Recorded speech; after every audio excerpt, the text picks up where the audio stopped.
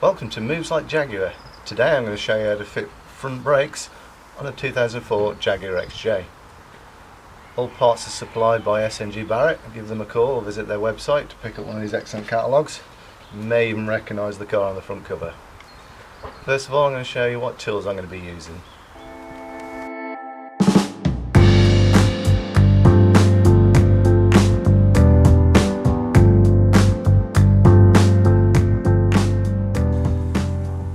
Consult your handbook for the correct jacking point, which on these XJs is just here. Insert the jack and jack up until the wheel is clear of the ground.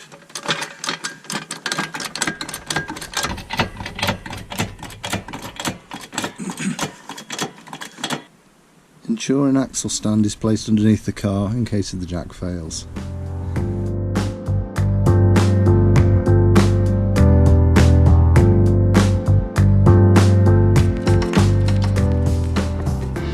Here you can see a massive lip on these discs.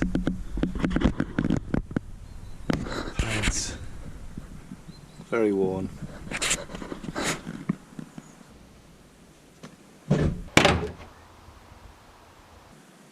Locate your brake fluid reservoir, which is under this little flap.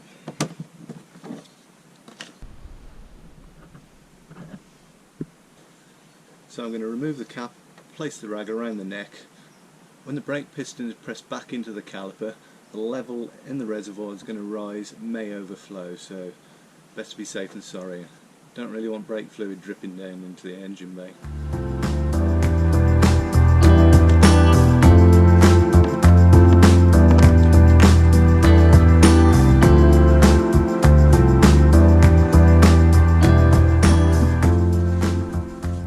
Okay, so you may have noticed I've turned the wheel to give me better access at the brake caliper itself. Apologies for the sunlight if it's a little bit glary, but I'm going to be undoing this bolt here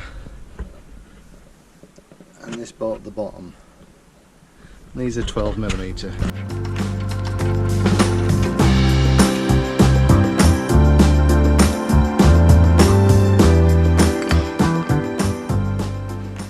This will allow you to remove the top of the caliper. Here you can see the pistons of the caliper. This is 2 pistons, or 2 pot. I don't know if you can see that, but my inner pad is pretty much down to the metal. So I'm going to rest this on the top of the steering arm. So be careful it doesn't drop because it may pull on your brake lines. Now we're going to just carefully lever these pads out.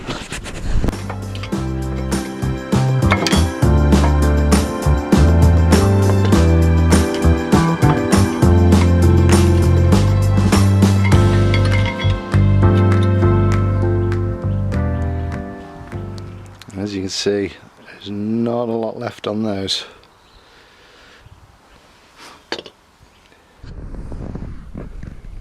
Okay, so next I'm going to undo that bolt, and that holds this caliper carrier, which goes over the disc onto the hub. So I'll need a 15mm socket and take these bolts out.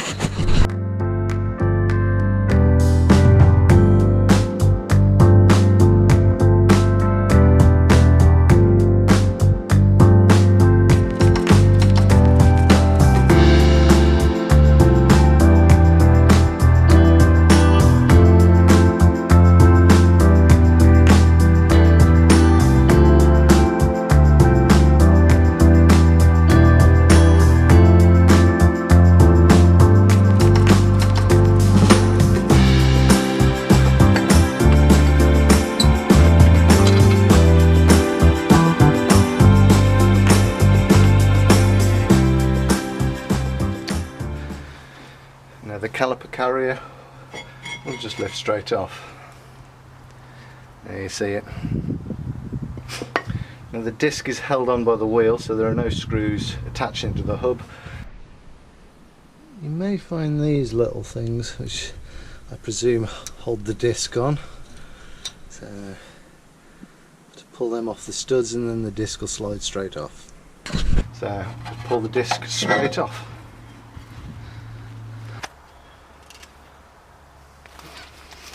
So whilst the disc is off, I'm going to clean off with a wire brush any corrosion around the hub here where the wheel sits, because that can cause your wheel to stick on the hub.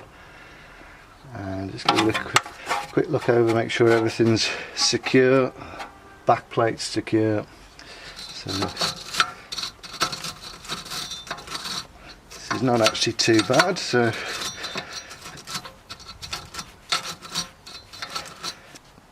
time to unwrap the new disc.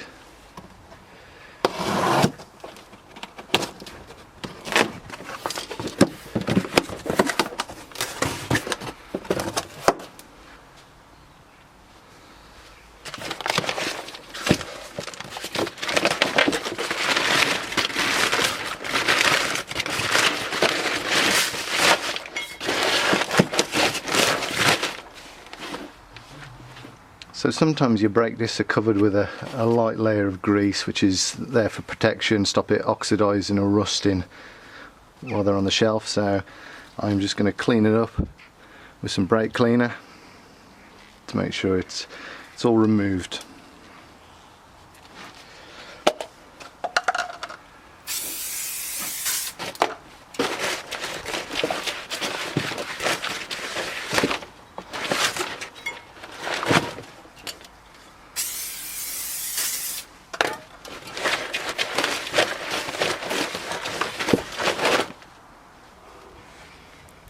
The new disc can be placed onto the hub. Again, don't worry if it feels a little bit loose, the wheel will hold it back on in place.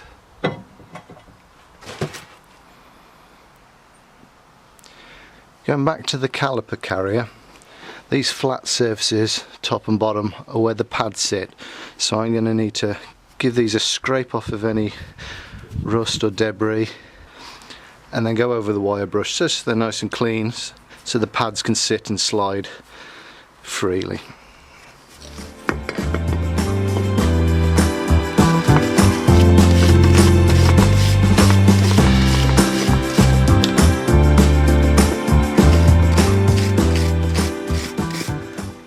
Just being careful of these little rubber grommets here, that I don't catch them and split them, because that can allow dirt inside there which will then seize your brakes.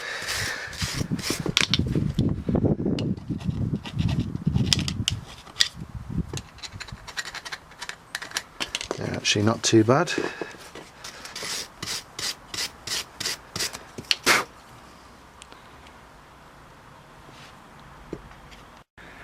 Refitting the caliper carrier is just a reverse of the removal. Make sure the disc is flush,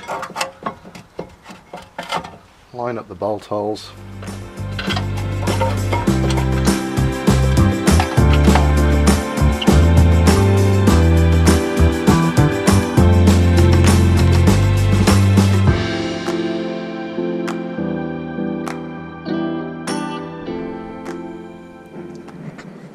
That's the caliper carrier refitted.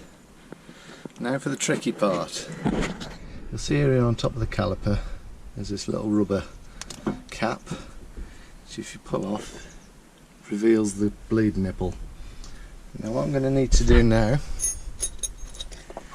is take an 11mm spanner and crack that off just a little bit, just to allow the air to come out, so I can then squeeze these pistons back in. You see here I've already done one.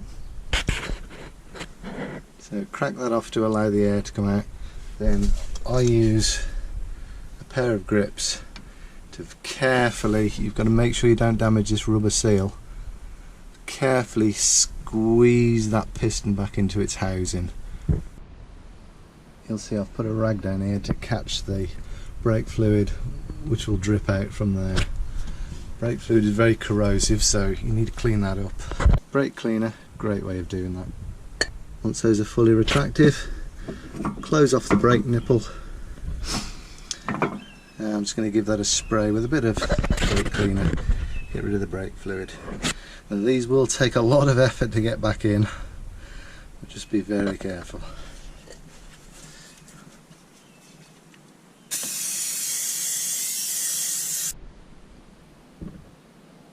Here we have the new pads and if you can spot that, but there's a bit of a chamfer on the one edge of it, so I'm having that on the leading edge, so make sure you match up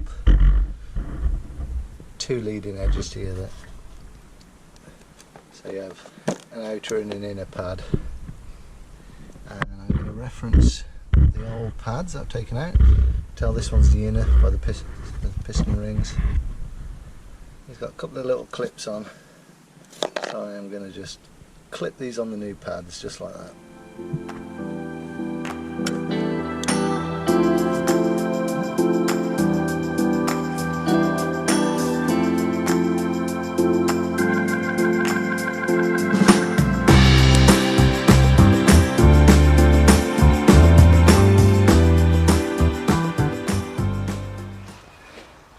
Just test fitting the new pads before I put the caliper on. They should slot straight in.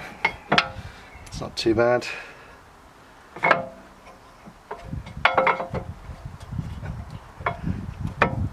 little bit tight, these should go in a little bit easier.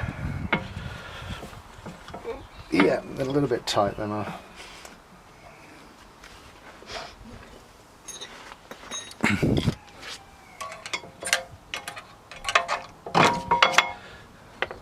So what I'll do, I'm just going to file that, just that paint off there, just to let it slip in a little bit easier. So just give that a quick rub, and that's better. Fit in and they don't stick. Brilliant.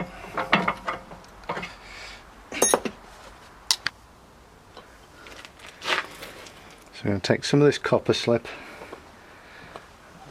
and just apply a dab just to where the pads sit on the caliper carrier, and also on the back where the pistons are going to be. Not a great deal, just a light smear. This will help it from seizing.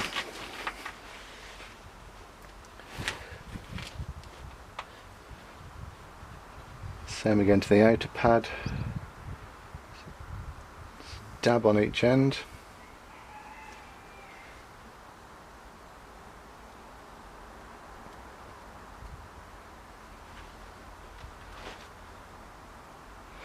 Taking care not to get any on the pad surface itself.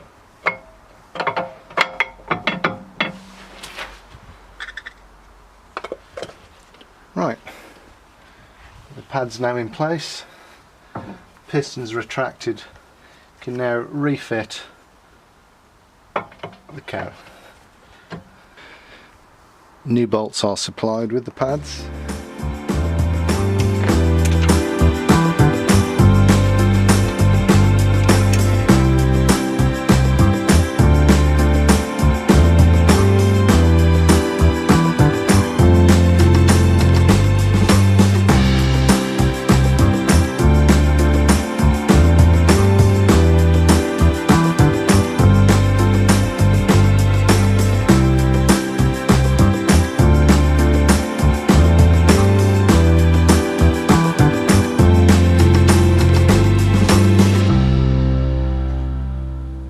And that's now refitted.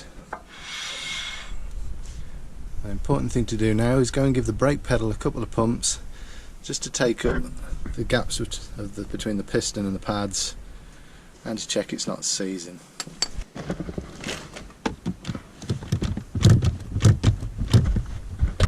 So that's the brake pedal pumped, and the disc turns nice and freely. Job done.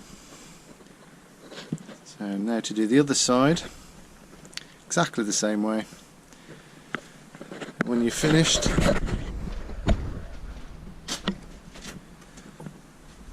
recheck your brake fluid level, top up as necessary.